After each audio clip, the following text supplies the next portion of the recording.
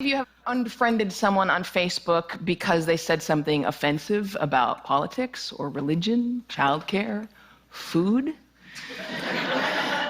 And how many of you know at least one person that you avoid because you just don't want to talk to them? You know, it used to be that in order to have a polite conversation, we just had to follow the advice of Henry Higgins in My Fair Lady, stick to the weather and your health.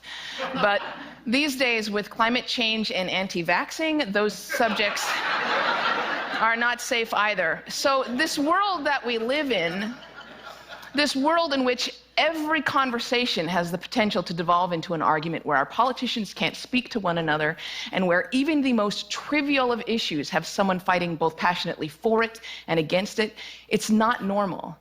Pew Research did a study of 10,000 American adults, and they found that at this moment we are more polarized, we are more divided than we ever have been in history. We're less likely to compromise, which means we're not listening to each other, and we make decisions about where to live, who to marry, and even who our friends are going to be based on what we already believe. Again, that means we're not listening to each other. A conversation requires a balance between talking and listening, and somewhere along the way we lost that balance. Now, part of that is due to technology, the smartphones that you all either have in your hands or close enough that you could grab them really quickly. According to Pew Research, about a third of American teenagers send more than 100 texts a day. And many of them, almost most of them, are more likely to text their friends than they are to talk to them face to face.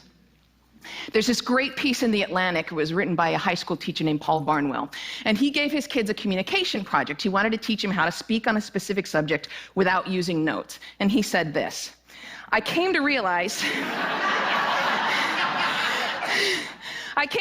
that conversational competence might be the single most overlooked skill we fail to teach. Kids spend hours each day engaging with ideas and each other through screens, but rarely do they have an opportunity to hone their interpersonal communication skills.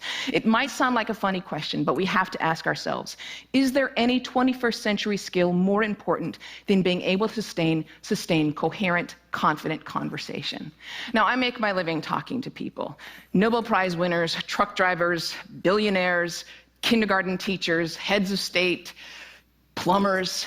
I talk to people that I like, I talk to people that I don't like, I talk to some people that I disagree with deeply on a personal level, but I still have a great conversation with them. So I'd like to spend the next 10 minutes or so teaching you how to talk and how to listen. Many of you have already heard a lot of advice on this. Things like look the person in the eye, think of interesting topics to discuss in advance, nod and smile to show that you're paying attention. Repeat back what you just heard or summarize it. So I want you to forget all of that. It is crap. There is no reason to learn how to show you're paying attention if you are, in fact, paying attention.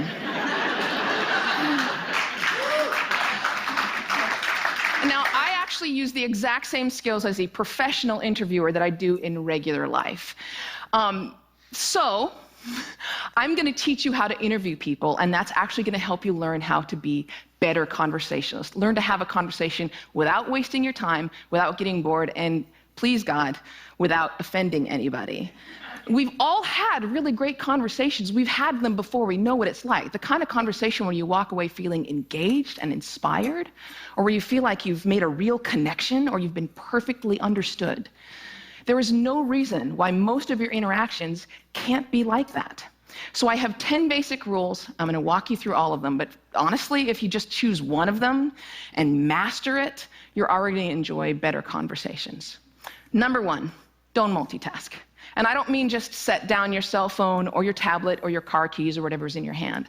I mean, be present. Be in that moment. Don't be thinking about your argument you have with your boss. Don't be thinking about what you're going to have for dinner. If you want to get out of the conversation, get out of the conversation. But don't be half in it and half out of it. Number two, don't pontificate.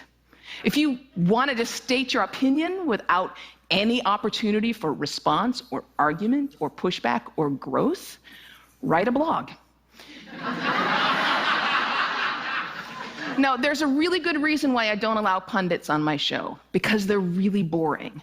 If they're a conservative, they're going to hate Obama and food stamps and abortion. If they're a liberal, they're going to hate big banks and oil corporations and Dick Cheney. Totally predictable. And you don't want to be like that. You need to enter every conversation assuming that you have something to learn.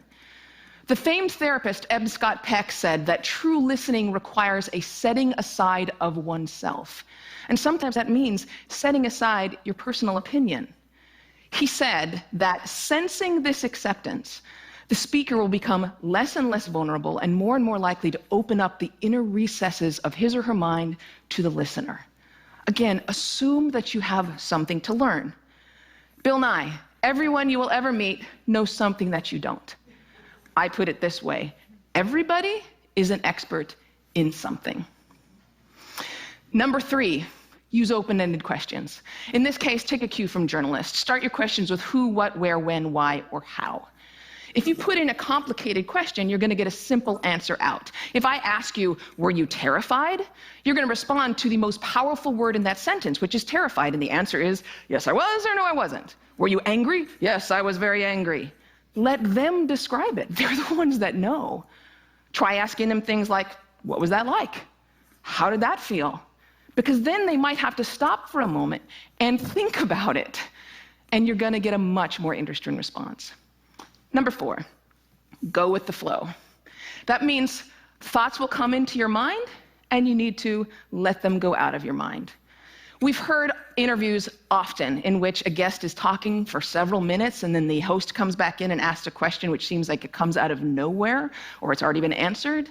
That means the host probably stopped listening 2 minutes ago because he thought of this really clever question, and he was just bound and determined to say that. And we do the exact same thing. We're sitting there having a conversation with someone, and then we remember that time that we met Hugh Jackman in a coffee shop, and we stop listening. Stories and ideas are going to come to you. You need to let them come and let them go. Number 5, if you don't know, say that you don't know. Now, people on the radio, especially on NPR, are much more aware that they're going on the record. And so they're more careful about what they claim to be an expert in and what they claim to know for sure. Do that. Err on the side of caution. Talk should not be cheap. Number 6, don't equate your experience with theirs. If they're talking about having lost a family member, don't start talking about the time that you lost a family member. If they're talking about the trouble that they're having at work, don't tell them about how much you hate your job. It's not the same. It is never the same. All experiences are individual. And more importantly, it is not about you.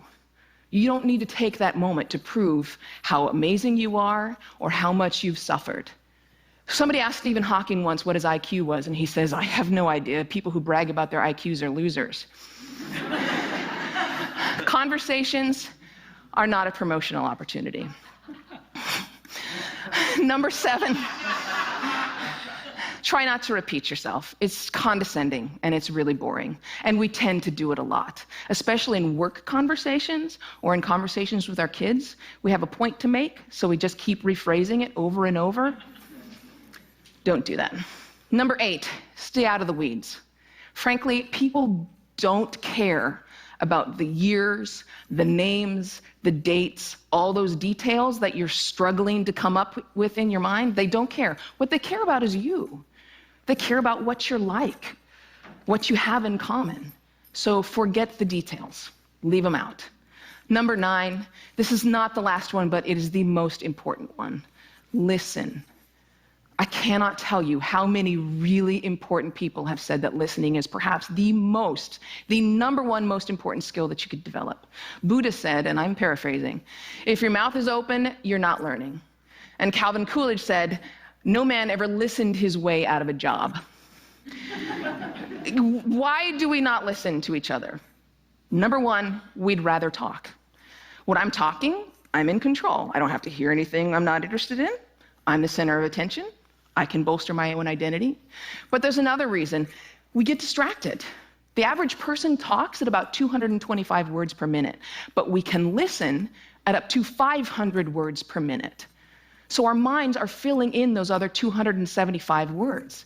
And look, I know it takes effort and energy to actually pay attention to someone. But if you can't do that, you're not in a conversation. You're just two people shouting out barely related sentences in the same place. You have to listen to one another. Stephen Covey said it very beautifully. He said, most of us don't listen with the intent to understand. We listen with the intent to reply. One more rule, and number 10, and it's this one: be brief.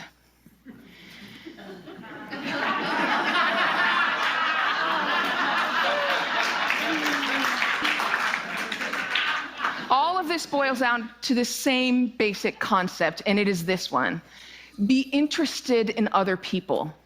You know, I grew up with a very famous grandfather, and there was kind of a ritual in my home. People would come over to talk to my grandparents, and after they would leave, my mother would come over to us and she'd say, "Do you know who that was? She was the runner-up to Miss America. He was the mayor of Sacramento. She won a Pulitzer Prize. He's a Russian ballet dancer." And I kind of grew up assuming everyone has some hidden amazing thing about them. And honestly, I think it's what makes me a better host. I keep my mouth shut as often as I possibly